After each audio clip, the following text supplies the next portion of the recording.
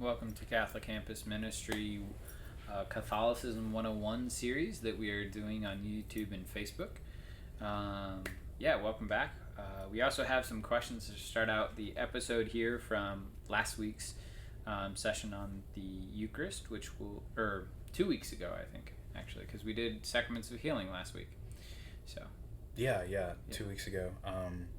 So we actually got a bunch of questions in, which thank you so much for everyone who's sending in questions. We're going to kind of hit those either as they fit in with the topics later, or also just as we can get them in, maybe just at the beginning of the episode to answer, even if they don't fit in the topics. Yeah, so the first question that we got in, we're going to do two today. First one is someone who was struggling a little bit with kind of the Catholic teaching of not allowing non-Catholics to receive the Eucharist. And so they were struggling, and they kind of felt like, well, that feels like snobbery if you're not letting people receive if they want to receive. So, yeah, we can just run that down a little bit. Yeah. No, that's a great question to ask. And, there's a lot of different ways to kind of take it, but in our culture today, we're so quick to think that saying no is a bad thing, but saying no can actually be a very beautiful and very good thing sometimes. One of the things that I think most succinctly kind of answers this question, though, is the idea of so for us, the Eucharist is the sacrament of unity. It is truly that sacrament in which we all become one because we are united to Christ in his body. Christ asks us to be of one body and of one mind. Sometimes we do feel that pain of separation, because unfortunately the church is not united. And we should work towards making that so. But by stepping forward and receiving communion, you are stating, I am in communion with the Catholic Church. So if you are in union with the Catholic Church, no problem. Come forward. Please receive Jesus. If you're not in union with the Catholic Church, then it would be a lie. It would be wrong to come forward and say, but this cuts both ways. This cuts for Protestants, but it also cuts for Catholics who vehemently disagree with the Catholic Church on particular issues. Absolutely. So if there's any Catholics out there who are like, hey, I'm really against church teaching on X, Y, Z, you really shouldn't come forward and receive communion until you've reconciled that. The sacrament is also not necessarily those for the super pure. It's not that aspect. It's rather, are you trying to follow the Catholic Church the best that you can? Yeah? Okay, well then come on in. But that, and I think that's, the rub is kind of this dissension aspect of like, yeah, but if somebody who's in legitimate authority over me asks me to follow this, then out of goodness I do. I mean, I tell this to my kids all the time of, we ask them to do something and they're like, why? It's like, for the sheer fact that I asked you to do it, you should do it. Because they should know that I love them and care for them and I don't want any harm to come to them, so they should just do it. Why? Essentially because I said so. So that's kind of my answer to the snobbery question of communion. I think it's important to remember, too, that the church is 2,000 years old. And, we were talking before the podcast that this idea that anyone can go into, pretty much any other church and receive their communion is very new. I think the only other church that will not let you receive is Orthodox. The Orthodox, yes. Sorry, I was thinking Protestant denominations. The only other one is like the Church of Christ. Okay. There's a sect of the Church of Christ that won't let you receive unless you're baptized into their church. And that's very odd for Protestants to not be able to go and just walk in. But that's a new idea. That did not happen until the Protestant Reformation. Until that point, if you're not Catholic and you're not Orthodox, you don't receive communion. Correct. That you have to be, you have to believe what everyone else believes, or there's why? Yeah. Why would you want that? Yeah, and it even dates back even before the founding of our church. It even goes all the way back to Judaism, of no foreigner was allowed to celebrate the Passover. Not to mention too is no Gentile was allowed to offer sacrifice at the temple. Like, you just weren't. Whereas in our culture, day and age, you can walk into any mass and any service and be present, which that's also unusual too, because for the first 300 years of the church, like, you could not just walk willy-nilly into a mass. Well, for the first 150 years, most masses were correct in a basement. Yeah, they were also being persecuted. And you had to know a guy to know a guy who knew a guy to get in. So we'll move on to the second question then, and that is, what is it about the Eucharist that makes it better than communion? Since communion is symbolic, why wouldn't communion be better than the Eucharist? And I'm referring to Protestant communion versus Catholic and Orthodox Eucharist. Yeah. So the reason why it makes it better, fairly simply, is that the Eucharist is the body and blood, soul and divinity of Jesus Christ himself. So my analogy for that, to kind of help you understand, is, so I was at Hobby Lobby this morning getting some frames for some artwork here at the chapel, but I was thinking there's all sorts of model cars and airplanes and everything. So the question that I would have for a lot of people is, which would you prefer? Would you prefer the model, or would you prefer the real thing? Would you prefer a real, Dodge Charger, or a real Mustang Mach 1 kind of thing? Would you prefer something like that that's the model, which is an imitation of the real thing, or would you want the real thing? I would want the real thing. The real thing is going to be more fun, more beautiful, more amazing. And so even though there is a semblance of this is like this, it is not. The model is not the real thing. Same way that what Protestants do, and again, I'm not trying to knock Protestants, but what they have is not the real thing. They do not truly have the body and blood, soul and divinity of Jesus Christ. And that kind of ties in with holy orders, which we'll talk about next week, about why we believe that we have it and Protestants don't. So, I mean, why would you not want all of Jesus? Correct. Physically. I think it reminds me of a great story I heard once of, and I mean, I've even had this talk with people too, is, a lot of people like to say, you need to have a relationship with Jesus. And they're absolutely right. You do have to have a relationship with Jesus. But I have a relationship with Jesus, and I have the intimacy with Jesus to back that up in the Eucharist, of physically being able to receive him. Yeah. And there's a beauty in that. Which, speaking of intimacy in relationship, whoa, look at that. There you go. Perfect segue. Look at that segue. What are we discussing today for our main topic? All right, so we are discussing marriage, the sacrament of matrimony within the Catholic Church. So. Sweet. So, for, again, simple to complex, what is a truer definition of marriage? Because a lot of people think they know what marriage is. What is a real concrete definition of what marriage is? Yeah, so there are kind of two competing views in the world today. One is the relational view of marriage, which is the one that is enshrined in law in our United States, which is more about it's a consenting sexual relationship between adults, which I don't even know if the law even states that it has to be between two people or not. But nonetheless, though, is that this church subscribes to what is called the conjugal view, because of the fact that this really roots it into what marriage really is, and its definition. So the conjugal view is that unique institution that binds a man and a woman to each other in a sexual relationship for the whole of life, and to any children that they might produce. That's a really good succinct definition. Yeah, it's like it's hitting all the points of what makes marriage a marriage, and we'll kind of get into that, but there are distinct points that have to be made of what we understand marriage is.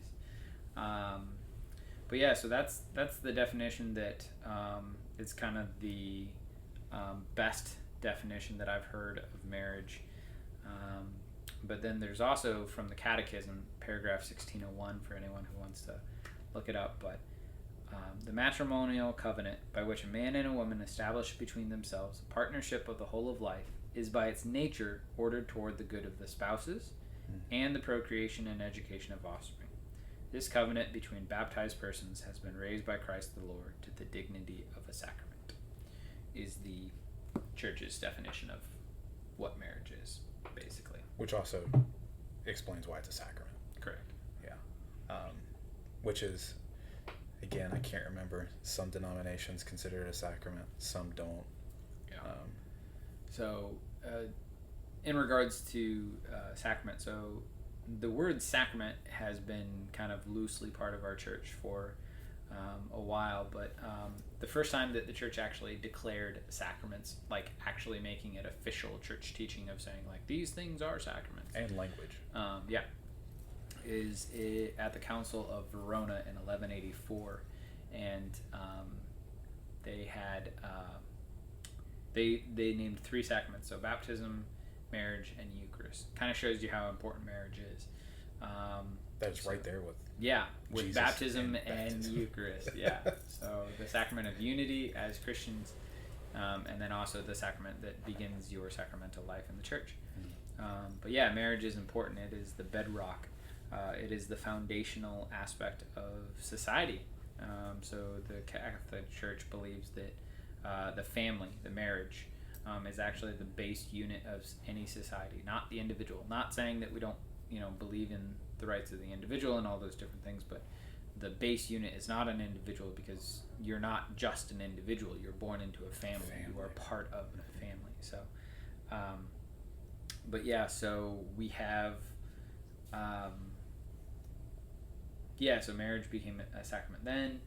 Sometimes people question, all sacraments were instituted by Christ. You can find a scriptural evidence for where it is supported of why we hold to the fact that it is a sacrament. So kind of 2 aspects. One is when Jesus performs his first miracle at the wedding of Cana, we believe that's God's blessing of marriage and raising it to the dignity of taking it from its natural roots, water, to its abundant roots of wine. Not just wine, but the good wine. Yeah, the good wine, the best wine. Yeah. And then also in Ephesians chapter 5 verses 21 through 33, St. Paul has a beautiful expose, and we'll talk more about it, but talking about the analogy of what marriage is and why it's a sacrament. And so at the end he talks about this is a great mystery, but I refer to Christ in the church. But everything that he develops is an explicit reflection of so we've talked about before, a sacrament as a visible sign of an invisible reality. So what is the invisible reality, or what is the visible reality that God is trying to communicate through the marriage?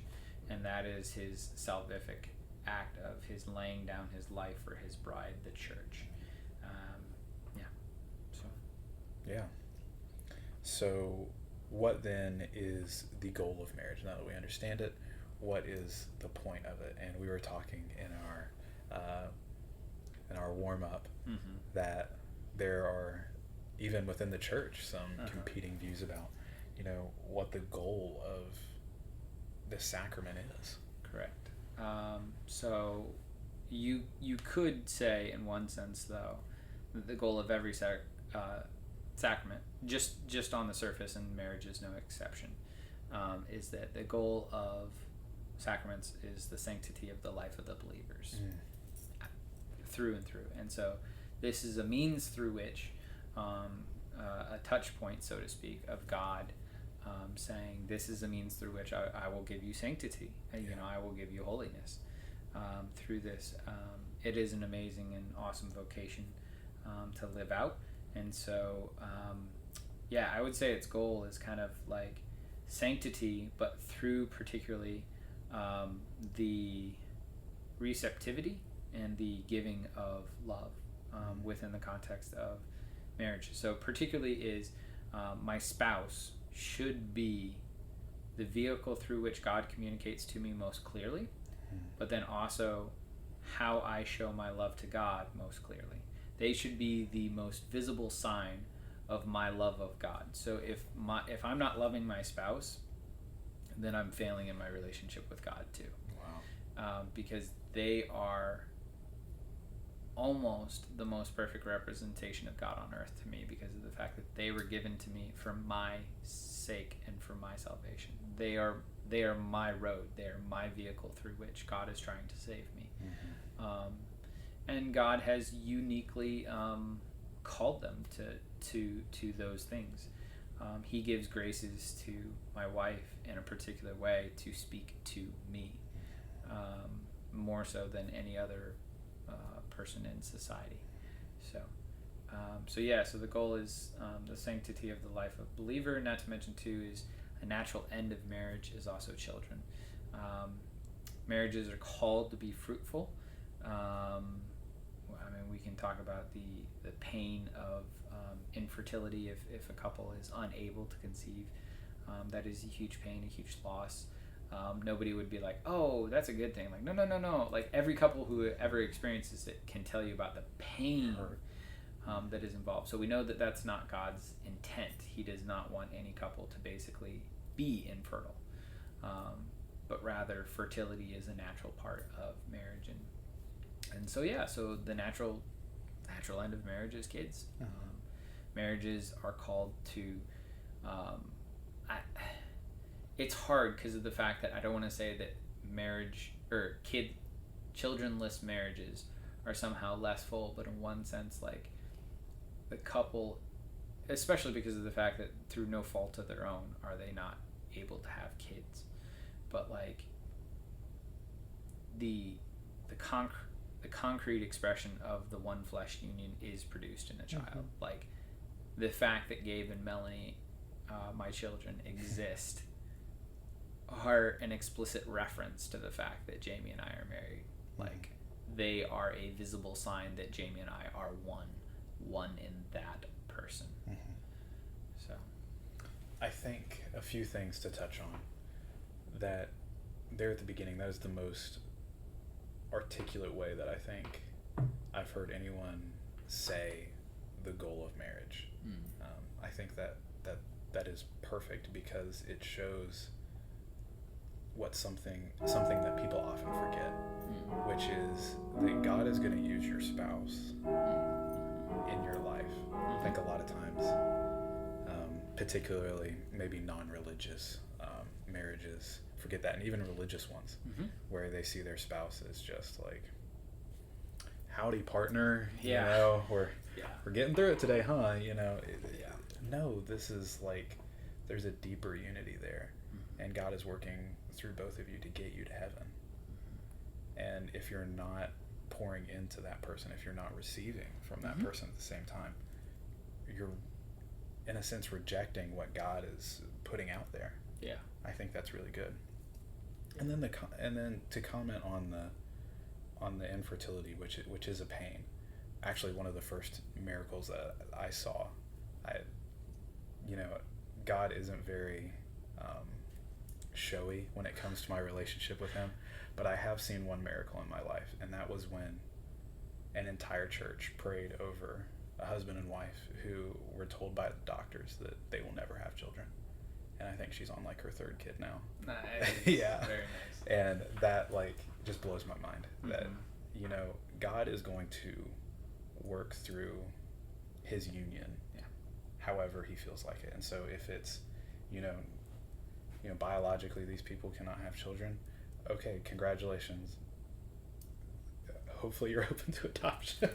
Well, adoption, but not even still, is sometimes people think like, oh, well, then they have to adopt. Not necessarily. And so marriages are called to be fruitful, period. Like, and the church has used that in a lot of more recent documents. Every marriage is called to be fruitful. but then it's up to every couple to discern what that looks like. Yeah, how does our marriage bear fruit? Because love always pours forth. Love is not, and that's kind of an interesting thing to approach with marriage too. Is a lot of times people think that marriage is about like the couple turned inward, and it's like no. Is they're turned inward only so that they can give life out. Of marriage should always flow out. A marriage should be a witness to the community. That's why you get up. That's why there aren't really secret marriages. It should be done in a public setting in front of a lot of people. Why? Because that relationship is now forming a cell, a building block of that society, and it's actually a holy marriage can change the world. Yeah. I mean, absolutely. Ooh. Okay. So getting back into the questions, why, and this is the big one that I think everyone pretty much knows about Catholics and their marriages. Yeah. And they're like, why do they do that?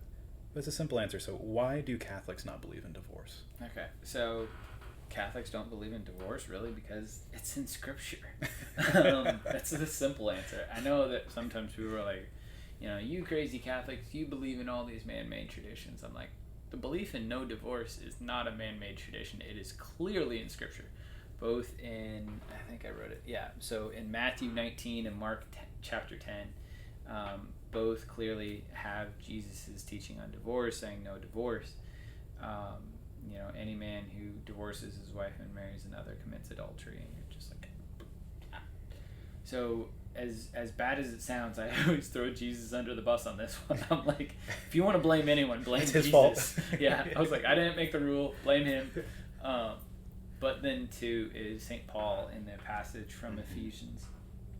So he shows this beautiful imagery of how Christ has loved the church, and he's basically painting this picture of how we are called to be, the husband sacrifices and dies to himself, giving himself up for his wife so that he can present the bride to himself without spot or blemish. And the beautiful thing about this analogy is, so if this is paralleled with how Christ loves his church is how a man loves his wife, then there is nothing that the church could ever do that would force Jesus to divorce us. He would never leave us, even in the case of infidelity. That's the thing that a lot of people say. Be like, well, what if my spouse cheats on me?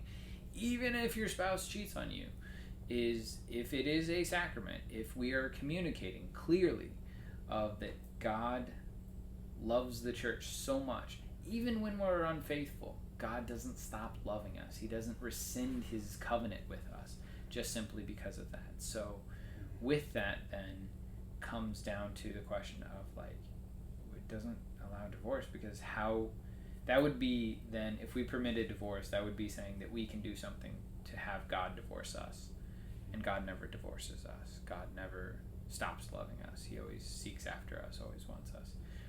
So he will always be faithful to his church. So we are called to always be faithful to the vows that we make in marriage. Yeah. Two things. I think it's funny. So I took a Gospels class here at Wright State. Obviously, a very secular view of the Gospels. Yeah. And so it's funny, like the first week in class, the professor, I love him to death, great guy. He was like, so who can tell me the most, concrete teaching from Jesus? The one that, even the most non-religious person can look at and go, Jesus 100% teaches this. Mm-hmm. And no one really had a good answer for him. And he said, how about divorce? And he said, all over the place, Jesus clearly does not like divorce. Mm-hmm. He said, that is a very clear, open teaching. I was like, why are we talking about this? But yeah. He used it in the class. But I find it very funny that is the clearest teaching. And then also, so Catholics don't believe in divorce. Mm-hmm. What is it? I'll say it from the world's perspective. What's the out for Catholics then with marriage? Got it. it's annulment. Well, so right. Yeah, so let's tackle the annulment problem, or issue. So one, you were talking about like what is the out for Catholics? My thought was death, because I was like the only way to get out of your marriage bond is really death. That's a good point. Yeah. Yeah, but anyways, so what an annulment is. So to be fair, is the church never annuls a marriage. It never does that. It declares null. So what it says is all marriages are presumed valid until proven otherwise. And so what the church will do is, if you think that your marriage has grounds for an annulment, like you think that there is something that nullified your marriage from the very beginning, then what you do is you bring it to a church court, which is called a tribunal, which you can ask for somebody who is an advocate to basically present your case. But you say, hey, I think my marriage was invalid. And so then the advocate will help you and basically interview necessary witnesses and everything. So it kind of turns into kind of like a court case, but it's not like you're going to have to go to trial like things, but other people do it for you. But nonetheless, it's the same thing of you're researching, okay, what happened? And so the beautiful thing is it is different than a court of law, because of the fact that a court of law is always kind of like there's one side arguing for one thing, one side arguing for another thing. But then the craziest thing is the way that our laws are set up right now, I think are wrong, but the way that they're set up is whoever can argue better is whoever wins the day. But that's not the case in the court of, in a canon law. So it's, what is the truth? They're really trying to figure out what happened. Both people. So, but one person is arguing from the side of saying, like, I'm going to defend this to the nth degree. So I'm going to try to provide every excuse that we could provide for why this is a valid marriage. And then there's the person who's an advocate who is arguing for everything that makes it not a marriage. And so if one of the requirements for marriage was not present, then it is not a marriage. And then the church would declare it null. And so it's not that you got out of a marriage, it's a marriage never took place. It didn't happen. Even though it looked like a marriage, walked like a marriage, talked like a marriage, wasn't a marriage. So that is the definition of an annulment. So there are all sorts of things that can make marriages null. So if you were previously married, kind of a big one, you can't go off and marry somebody else. Which that doesn't happen much anymore because the church is so good at like record keeping now. I would hope so. Anyways, there's also so relatives. You can't marry relatives. You can't marry your ancestors, your descendants, or your siblings. The closest person that you can marry, I think, is it is 6 stages away on your family tree, which is roughly, I think, has to be beyond your first cousin. So you can't marry your first cousin in the Catholic Church. You have to be of a certain age to marry. Usually most prenuptial agreements invalidate marriages as well. You can't get married by coercion, so no shotgun weddings. That would invalidate a marriage. You can't marry somebody if somebody lied about who they were, and and I'm not talking about like a little white lie, like be like, I like to sleep on the right side of the bed. I like to sleep like no. Like it has to be something like huge. Like you never told the person that you were a criminal, or you never told like anything huge like that, kind of like a big dirty secret. Would you say it's part of like a lifestyle of how you're living your life? What do you mean by that? Well, I guess just would that constitute, I guess, because you can take lying about who you are and kind of stretch that and mold that. So what would be the most common like theme for that? Is it like a lifestyle of how you're living? I would always posit it. So like the way that the canon law states is fraud is had the person, and this is the interesting thing because this is actually relative, is had the person known the information when they were getting married, would they have married you in the first place? Yeah. So it's not so much a question of are there absolute things? No. Why? Because of the fact that we're talking about 2 people. So it's saying like, so my wife's name is Jamie. So if me and Jamie, when we were getting married, if I didn't tell her about something, but had she known that information, she would have never married me in the first place. That would be grounds for an annulment on the basis of fraud, because I lied to her about who I was. However, if she learned a piece of information and she's like, I really don't like that about you, but I still would have married you, well, then it's not grounds for an annulment.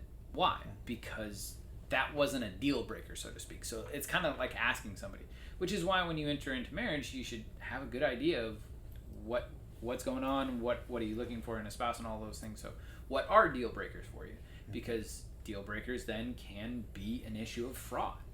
And then also any of the exclusion of the goods of marriage. So there are 4 goods of marriage. So there are the good of spouses. So if you don't intend the good of your spouse, you can't get married, which you're kind of like, why would you get married in the first place if you don't want the good for your spouse? If you do not intend to be faithful to your vows, can also be a invalidating aspect to the marriage. If you don't intend to be permanent, and so if you are like, well, divorce is always an option, that's one of the reasons why prenuptial agreements usually, not always, but usually invalidate a marriage. There are a few exceptions in which a prenup could be permissible for a valid marriage. Interesting. And then the last one is kids. So if you not open to life. Yeah, if you firmly intend. I've heard though that one's a little bit harder to prove, that the person is not open to life, because I think it's more along the concept of, there's plenty of people who say, I don't want kids, then they get pregnant and they're like, I don't want to kill the kid. So they have the kid, but you're like, well, then were you at, how do you prove that they're absolutely denying that person children? Because that's really what it is one spouse is denying kids to the other. Yeah. So, speaking through no divorce and annulments, so talking about then how marriages can work, can a Catholic marry a non-Catholic? Yes. The answer is through... I always laugh that this is a question. I mean, I get why it's a question, because we have so many rules and regulations about marriage and everything, but I always find it funny just because of the fact it's okay, can a Catholic marry a Protestant? Yes. Can a Catholic marry a Jewish person? Yes. Can a Catholic marry a atheist? Yes.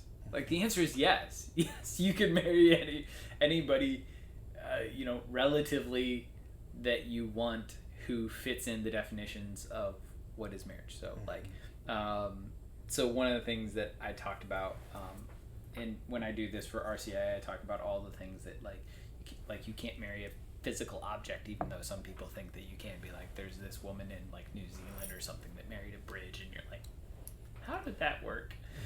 You can't marry your dog. So within reason. But if a man and a woman get together, old, not young, not over the age of reason to be able to really marry.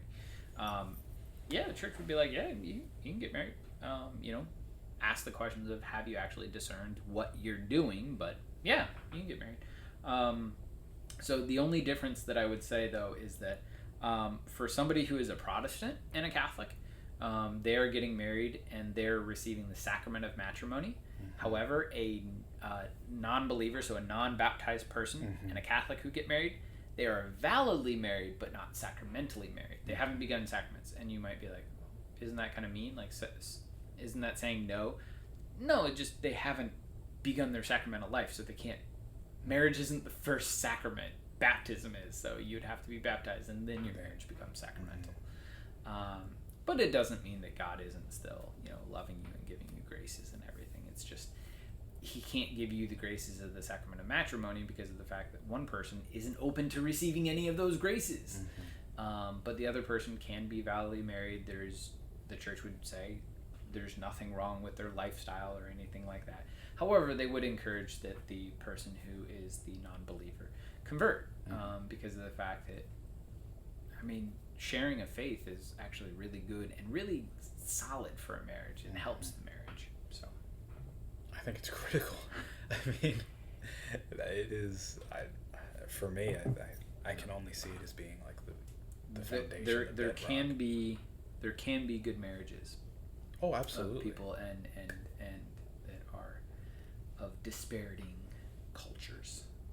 But yes, the question is always, because the beautiful thing is, and this is one of the reasons why I think the church permits it, is what greater witness than the life of this believer could possibly convert this person of, absolutely. Like, wow, your faith is so strong, it's so amazing, all those different things. So, yep. Absolutely. So, we spoke a little bit about not allowing divorce, and then also part of, an annulment can be not allowing the goods of a marriage, being open to life. So I guess let's just break down what open to life means. Okay. And then the other big thing that people know about Catholic marriages is they don't use contraception. Got it. We do not believe in contraception. So why do we not, while other Christian denominations do believe in contraception? They'll use that. All right. So, yeah, big topic. Got a lot to say here. Yeah. But the interesting thing that I'll just slightly say, just in your question, is so a lot of people know that the church teaches against Catholic or contraception. However, unfortunately, the vast majority of Catholics actually use contraception, which is a grave. I'll put that dirty laundry out there. Is that is that's a really bad thing that a lot of Catholics do that.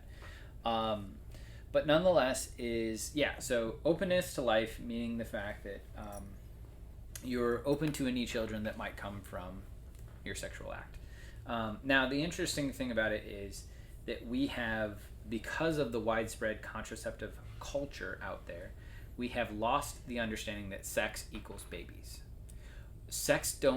Babies don't come from anywhere else other than sex. So you're kind of like, that's what sex is for. But nonetheless so the church says to be open to life is you can do nothing to artificially frustrate the sexual act to being open to life. The reason why I say artificial is because of the fact that there is what is called natural family planning within the concept of the church. So it is not just a church thing. Anyone can practice natural family planning, which I always think is really funny that our culture hasn't. So you have people who are like crunchy and green and all this, like, hipster and all these different things of like saying like, man, pesticides, all these horrible things. And we'll talk about all these things that we do, like processed foods. Too many chemicals, man. Too many chemicals.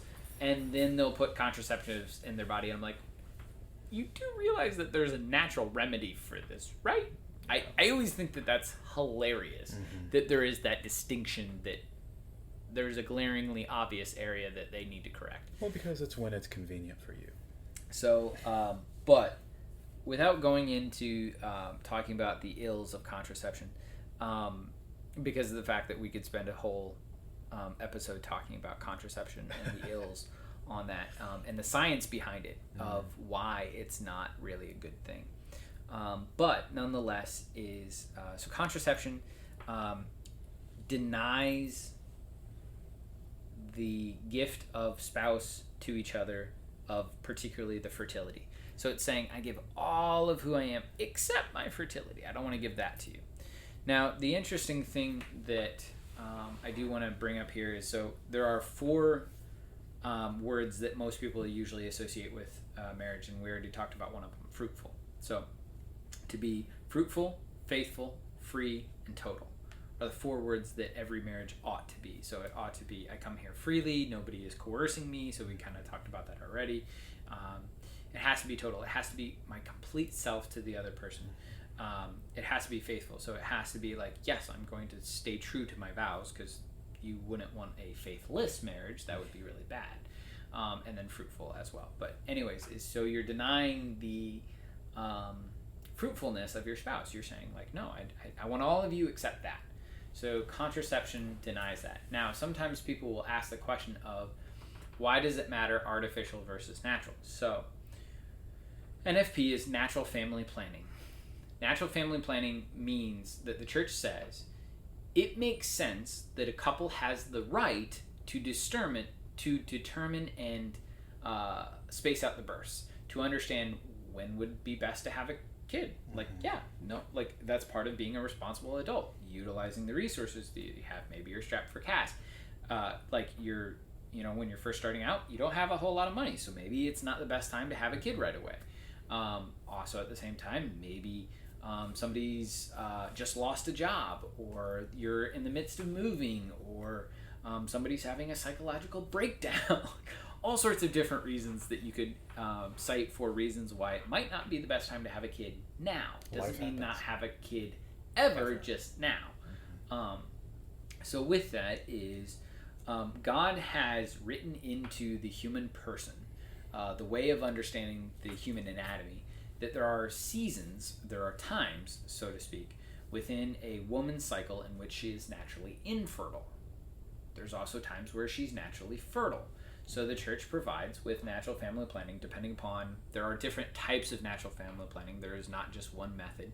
It is not the rhythm method of our grandparents and parents, because I remember I've had that conversation many a time with my parents of like, yeah, it's not the same. It's drastically better, I promise you.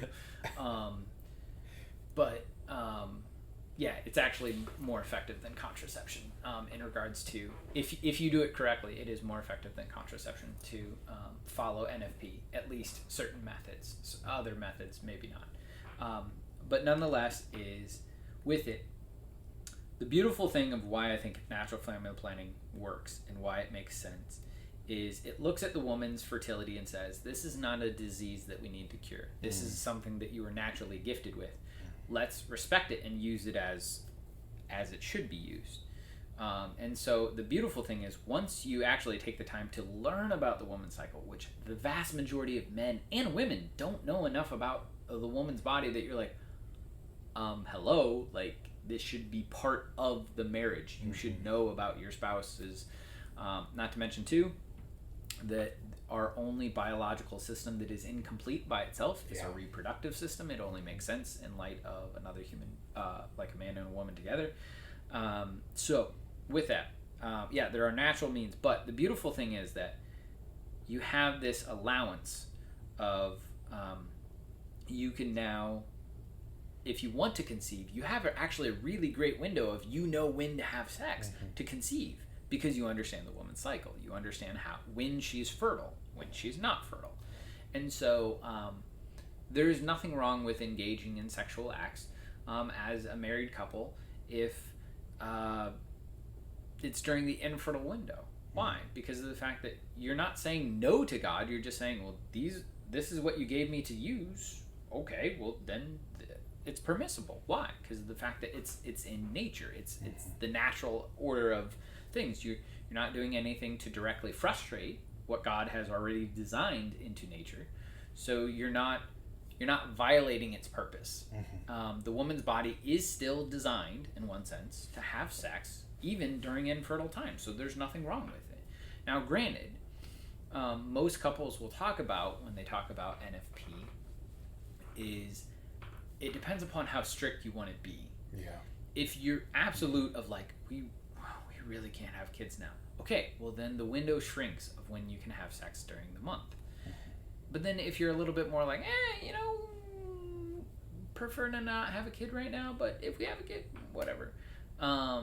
That kind of moves it into then the realm of, kind of expands it. And then if you're, whatever, God, then the beautiful thing is then you're not restricted at all.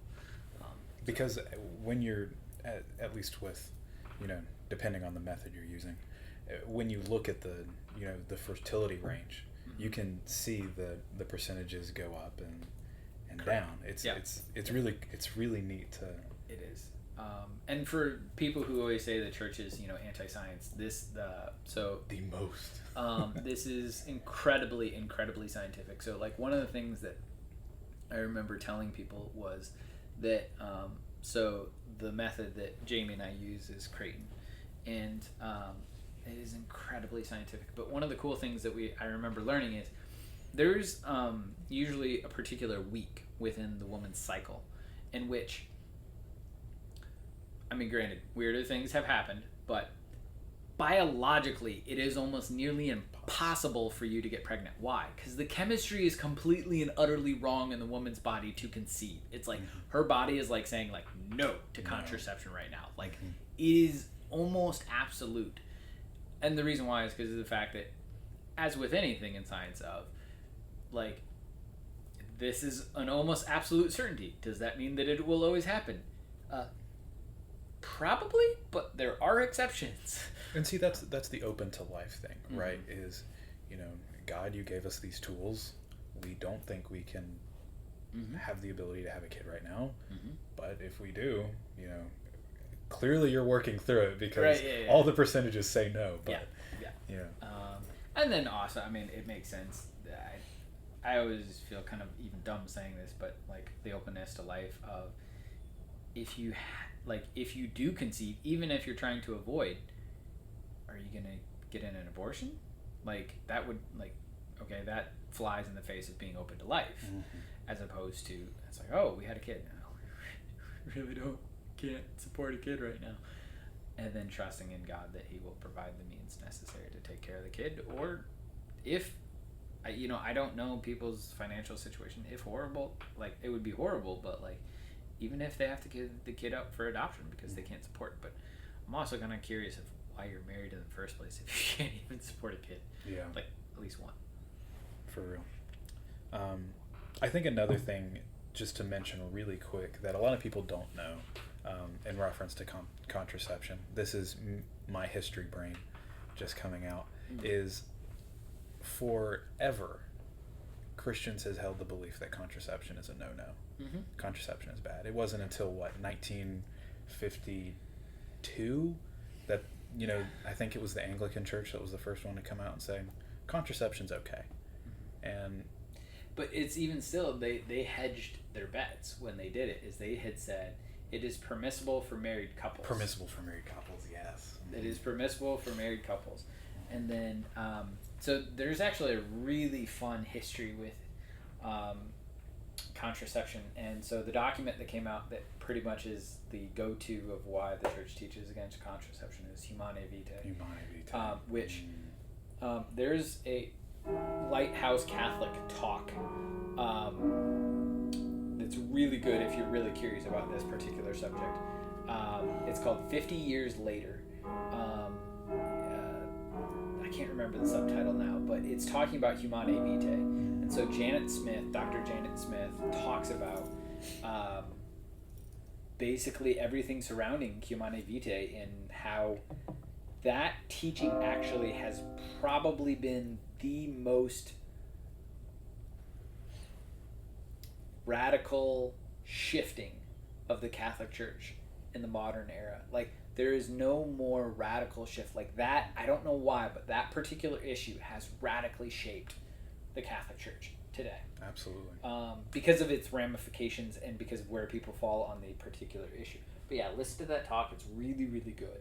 Not to mention too is I think Dr. Janet Smith she's a good speaker as well. So, I mean, Humanae Vitae. I mean, it was not only controversial within the church, not just at the time, but even now, a lot of people are like, I don't agree with it. And then, it was not just a teaching, but also it was predictive of if we do not follow these guidelines, here's where the culture is going to go. Yep. It's gone exactly Paul VI how was Paul a VI prophet. said. He perfectly predicted of a widespread contraceptive mentality will lead to these things, and sure enough, they did. Absolutely, yeah. It's petrifying in a way. Yeah. But also places so much more importance on the family unit of Catholic marriages. Of Correct. You're called to be a lighthouse in this. Okay, so surrounding still this similar subject, you touched on it a little bit at the beginning and then just a few minutes ago, but another big misconception is Catholics can only have sex to have children. Is that true? No. Yeah. So Catholics are, if you are validly married, and again, the reminder that all marriages are presumed valid until proven otherwise, is if a person is validly married, the church would say it is permissible to have sex to a degree whenever the couple decides that they want to have sex. They can have sex as frequently or as infrequently as they want. But they do have to have sex. That is kind of a requirement of marriage, because actually a marriage that never has sex actually has grounds for an annulment because of the fact that the marriage was never ratified. So that's one of the things that I always bring up in RCI too, is people forget the physical sign. So every sacrament has a physical sign associated with it. People think the rings are the physical sign of marriage. No. The sexual act, that's the physical sign of marriage. Yeah. So every time that a couple actually engages in sex, they are actually receiving grace from God. Which is hilarious to think about. And we think that the church teaches that, sex is dirty. And it'd be like, wait, God is giving you his life and making you holier every time that you engage in the sexual act with your spouse. I'm sorry, I don't think they were thinking that it's dirty. I think we're actually on the opposite side. It makes me think of like the Puritan ideals in England, where it was like even reproduction was like horribly sinful for them. I know. Bonkers to me. But. Funny stuff. So I guess we could go about these next two questions in however order we want. But I think this one's a little bit more important, because then it will kind of give an establishment to what we'll talk about afterward. But so there is a teaching within the church that kind of spells out who man and woman are. Okay. Talk about it. What is theology of the body? Okay. So theology of the body is refers to these audiences that John Paul II gave during his pontificate, his first, I want to say like 152 audiences or something like that. I can't remember how many off the top of my head, but it refers to particularly this teaching that John Paul II gave during his pontificate, really. But theology of the body, unfortunately, is always linked in with sex. And we're just always like, okay, what do you mean by sex? If you mean by sex, you mean the physical marital act, then that's not what we're talking about in regards to theology of the body. Theology of the body has something to say about it, but really what it's talking about in regards to sex is masculinity and femininity. Mm-hmm. How are you as a body? How are you incarnate? So like theology of the body, literally like break down the words. Theology, God stuff. Body, us stuff. So like it is the us stuff of, it is the God stuff of the us stuff.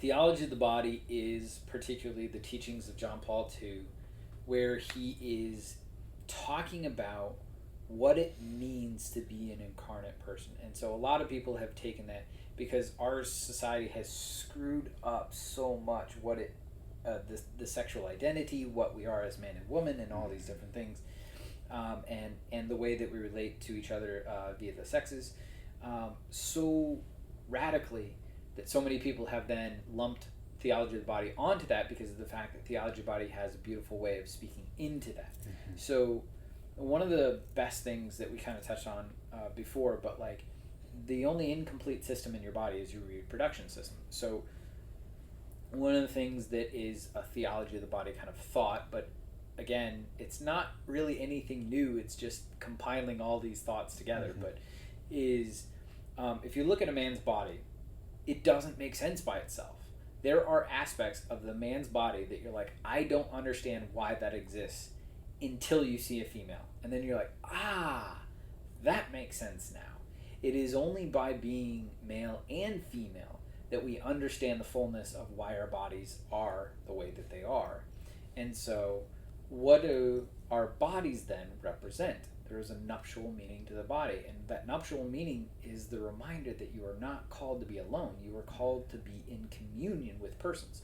So that's one of the things that I've told some people who have come to me with addictions to pornography or masturbation. And one of the things that I talk about with that is what is the sexual urge? Because a lot of times we you know, you feel that urge and you're in temptation and you're like, oh, I don't know what to do. What that urge is, what that the inherently good action that's there, is it the desire to love another human being. That's what it is. It is your body saying, I need to love somebody.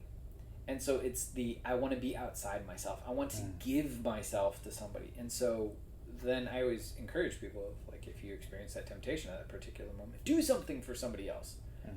Like, that's how you basically deal with that sexual tension. Do something. Not the sexual things. Do something for somebody in regards to, like, you know, do the dishes, you know, pick up something and pray, read scripture, do something outside yourself to show that you love, because that's what that desire is. That is what the impetus, that's why God gave us it. I always think of it as God was stacking the deck in his favor of saying, like, I'm going to force you to think outside yourself. That is what the sexual urge is. It naturally, unfortunately, we've been screwing around with it with pornography, but naturally, the sexual desire has always been oriented towards the other person. Like, even lust back in the day, like, lust, as bad of a sin as it was, you were still focused on your person who you were lusting after. You were outside yourself. Which is why in Dante's it refers to it as lust is the least bad vice and pride is the worst. Why? Because lust goes at least outside yourself and to the greatest creation in all of creation. Like, human beings are the best. Whereas pride is the worst because of the fact that it's the emphasis of self. You have now ignored everything outside yourself and everything's about you. And it's like, you have done the exact opposite of what we are called to do, which is to love and to be outside oneself. I can't remember if we've talked about it yet in any of our episodes, but I know for sure we have in our or in the small group that we're doing, this idea that Satan cannot create anything on his own. Correct. He doesn't create. And so what he has to do is twist what God has created for good and make it bad. Correct. And he I has think to pervert everything. Yes, everything has to be perverted. And unfortunately, because Satan lives and prowls about the world, that's where he is. He uses what we see. Correct. And what we have. And so it's tough. It's very tough when you have that, but just understanding that, you know, those urges, those desires are inherently good. Correct. There's a good reason. There's a reason why God created you with that. So don't feel like you're like this horrible, awful person, but that you just orient that in the right direction. Yeah. I just think that's something that we forget, that, you know, these aren't necessarily bad things. These are, you know, the enemy, Satan, trying to twist you away from God using what he has created. So, working in the understanding of personhood, of what man and woman are, this is the last question. And it's one that does fit into marriage. You actually brought it up. I didn't think about it. Why is the church opposed to gay marriage? Okay. So I've had this conversation with varying people at varying times.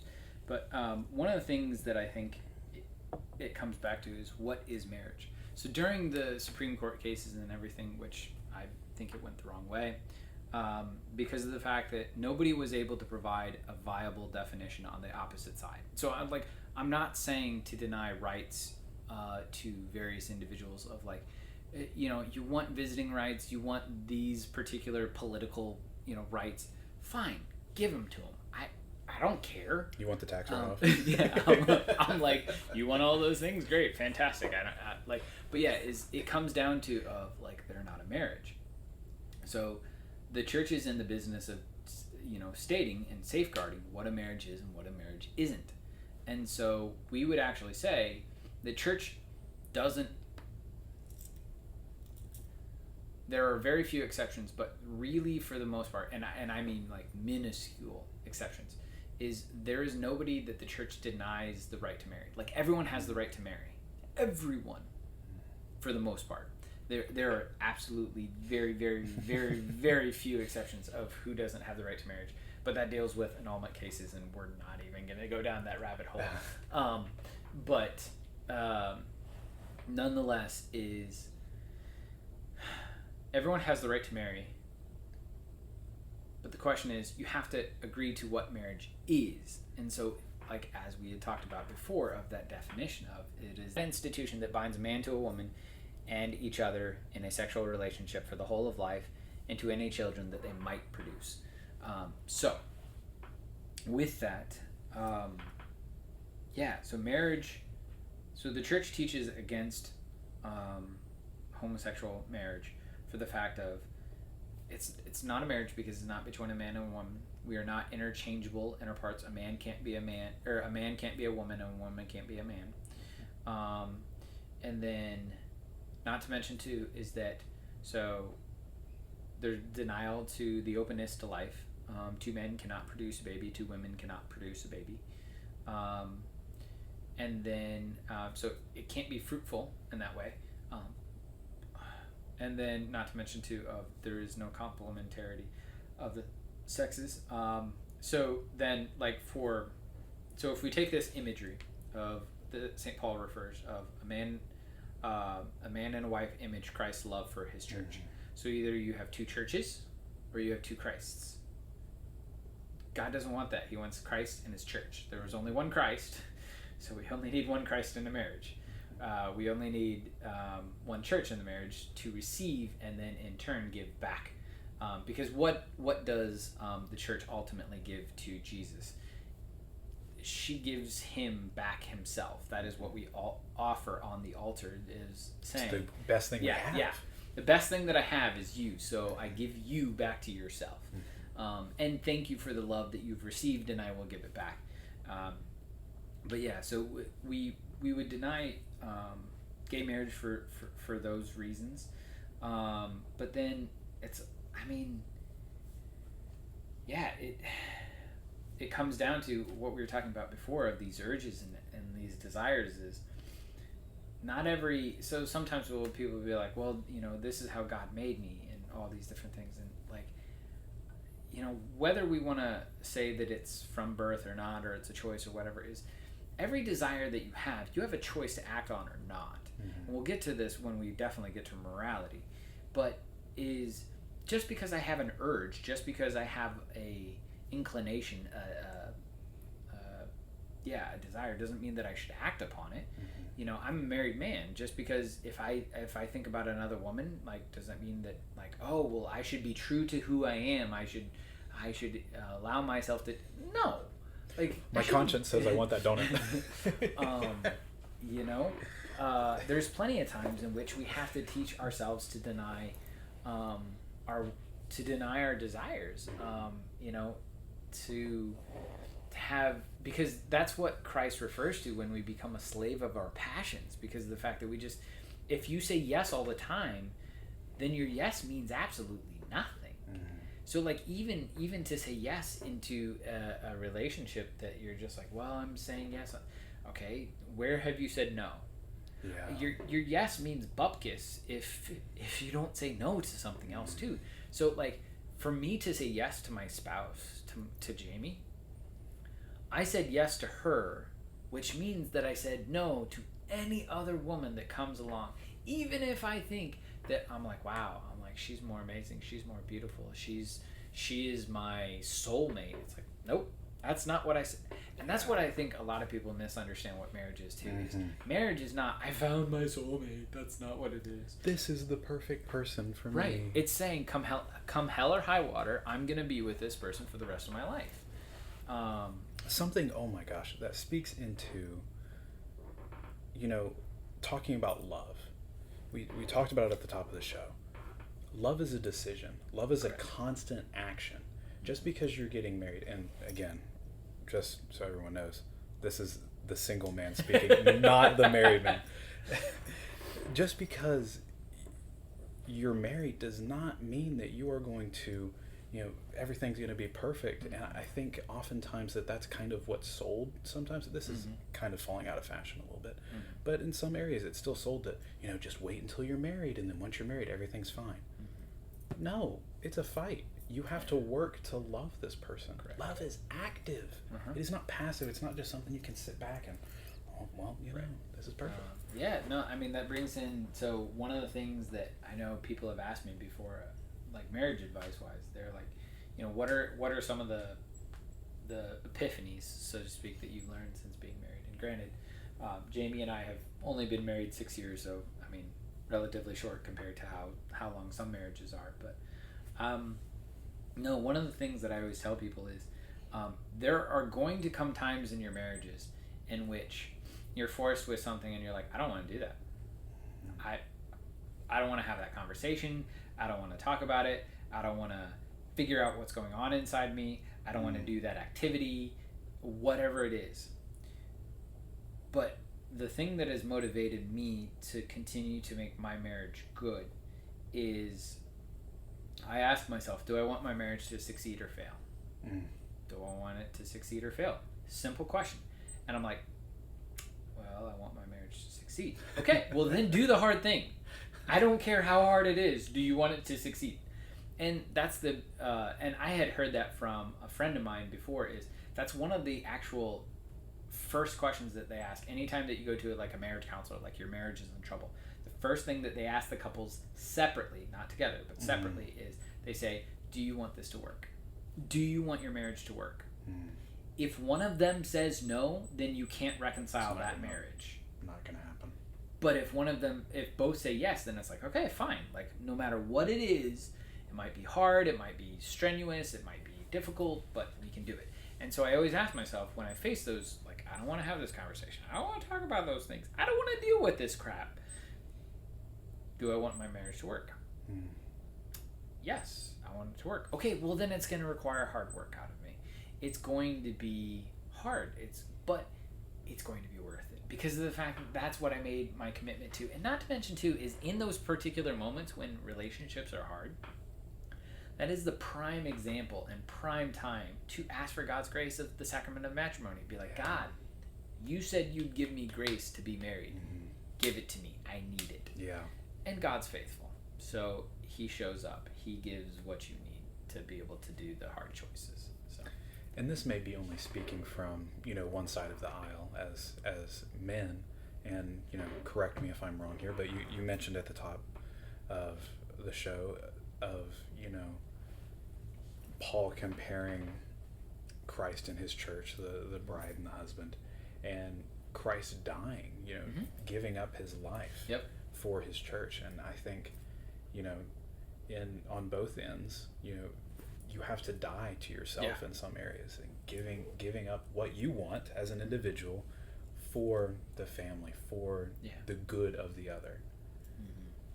Is that's one of the things that I just read a book recently that, it was a fiction book, but it was interesting because it talked about marriage, and it was a really good book in regards to referring the fact that if you actually love your wife how you should as men, like if we actually die to ourselves on a regular basis and saying like, I'm not going to take the bait, I'm not going to pick a fight, I'm not going to do these things. If you do that on a regular basis, the wife sees that, and then she is actually more prone to do the things that you want to do. Why? Because she loves you, because she knows that she is taken care of. She knows that you're actually not, anything that you ask for is not selfish then. Like, she understands that you have put her first, and so then, like, anything that you want to do, she's more prone to be like, yeah, sure, go ahead.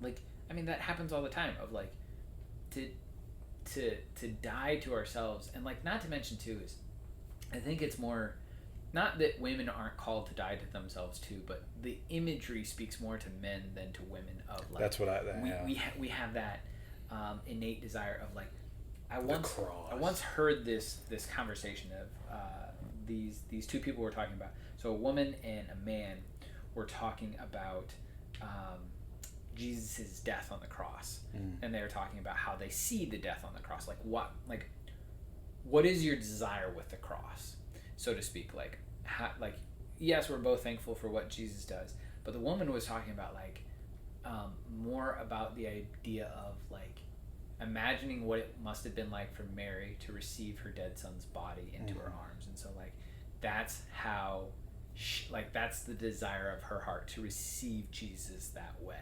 Like, thank you for the blood, thank you for the water, thank you for everything that you've given me. And so very receptive. Whereas the man, when he looks at the cross, what he says is like, I want to be up there with Jesus. I want to be on the cross. Like, our natural desire is like, so men struggle to understand what it is to receive love from God, but one of the reasons why is because we tend to see Christ more as our brother than as necessarily like somebody giving us something. And so it's like it has to be more in that fraternal relationship of like,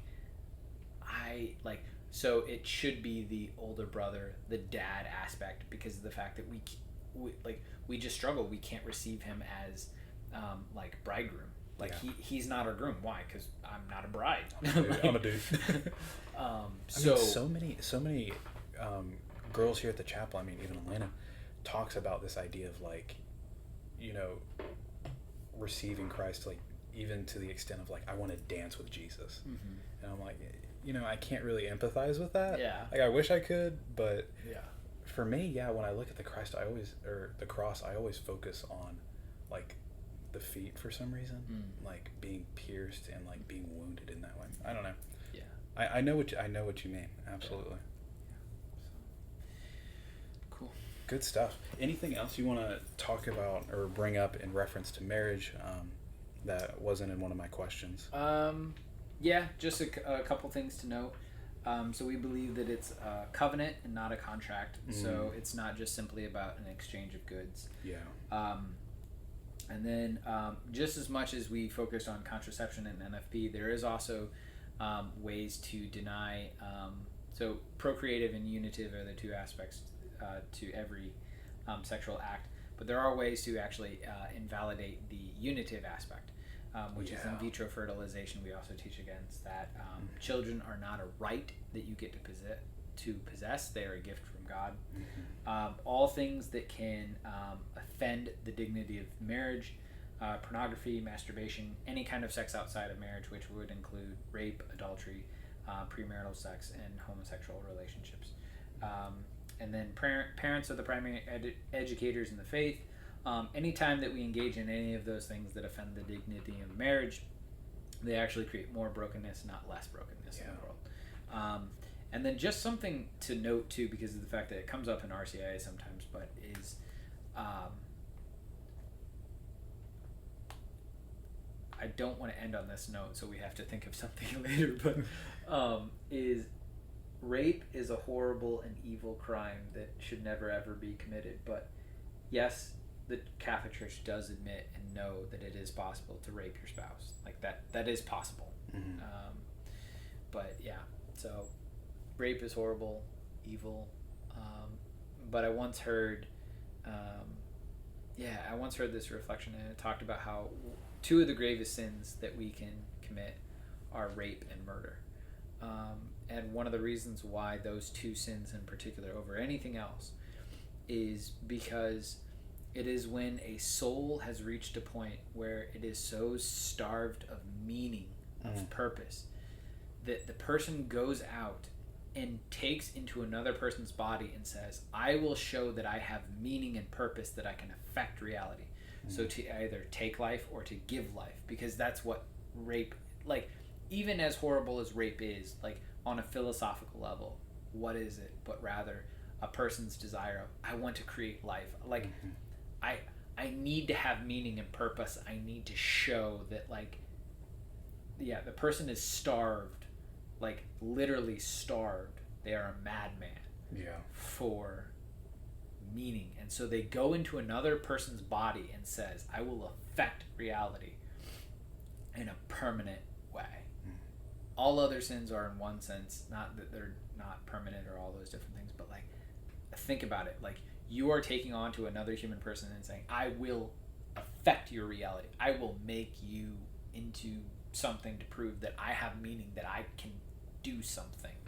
So to enter into another human body and say, I have mastery over your body. In a way, it's trying to be God. Yes. In a way, because you're talking about creating, affecting reality. Yeah. That's what you're attempting to do, is be God over this person. Yep. You're absolutely right. But to not end on a bad note. Yes. We can connect that into then what the joy of, or what the reality of what family is, which is, again, just kind of touching on that, the purpose of marriage, going out, giving life, giving an example to the community, to those around them, of, through the union of two people into one, and then, hopefully through, the production of children, encouraging those in the vocation that they feel that, hey, maybe I'm called to be a father, maybe I'm called to be a mother. And then even encouraging those in other vocations of, I'm called to be a father in a different way, because I can see how I can serve this community. I can see how I can give love in that way. Yeah. It's beautiful of what families can speak to. And as I had said earlier, is a holy marriage can change the world. Yes. And it's amazing how much holy families can affect the culture and the places where they choose to be. There's something about great families that when you're part of them, you're like, oh, this is a great family. Like, you love being there. You don't want to, like, you miss that community when you're not with them. You can truly feel it. And I just knowing and having experience, being able to experience, different families, and I've seen many examples of those where there is just pure joy in there, even when they're going through a tough time, even when like the kids are going crazy or something like that. Like, you can just feel the joy and the grace that God is giving into that family. It's beautiful, beautiful. So with that, we can wrap up. So again, if you guys have any questions, I know we only answered 2 of them at the beginning, but if there's any questions about any subjects, because if they fit in with later topics, for sure, we'll put them into the episode for sure, without a doubt. But if they're over topics that we're like, it doesn't really fit into anywhere, we'll address them somewhere before the end of the episodes. Yeah, so don't fret if we didn't answer. If you sent in a question and we didn't answer it, just know that I do have them, and that they fit much better either with a different topic or just working in that framework. Correct. Yeah. Marriage, we knew that there was going to be a lot to cover, so we wanted to make sure to get that, and then we'll probably answer a couple more next week, because I don't know, unless there's a lot of questions. I can't imagine that we'll do as much with holy orders. Most people aren't. That's not front and center in the political agenda. So, But thank you so much for joining us for, I believe this is episode 4, right? Yeah, episode 4 for Catholicism 101. Yep. All right. God bless, and we'll see you guys next week. Yeah. God bless, guys.